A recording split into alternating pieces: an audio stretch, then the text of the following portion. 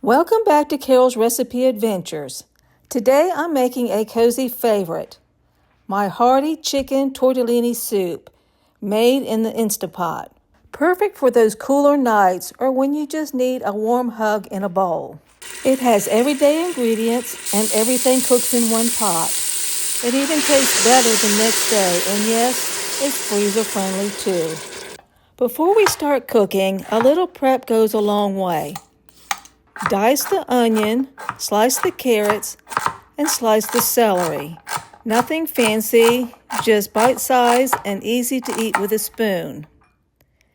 Then, in a small bowl, mix 1/2 teaspoon of salt, 1/4 teaspoon of pepper, and 1/2 teaspoon of Italian seasoning, and set that aside. Now you're ready to build some flavor. With the chicken breasts, pat them dry, rub with some olive oil, and season with the salt, pepper, Italian seasoning mixture. Set the Instapot to sauté on high, and add 2 teaspoons of olive oil. When hot, sear the chicken for about 2 to 3 minutes per side, just until lightly browned, and then remove it and set it aside. Searing the chicken might seem optional, but it adds depth. Browning the chicken builds flavor, and those golden bits at the bottom of the pot, that's flavor gold. Don't skip it unless you're in a real rush. Next, add the onion, carrots, and celery and sauté for about 3 to 5 minutes. Then toss in the garlic and the rest of the seasoning. Time to bring it all together.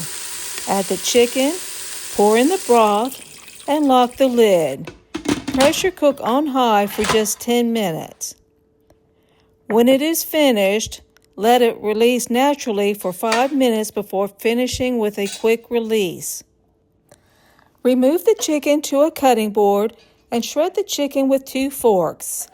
You'll find that it falls apart so easily.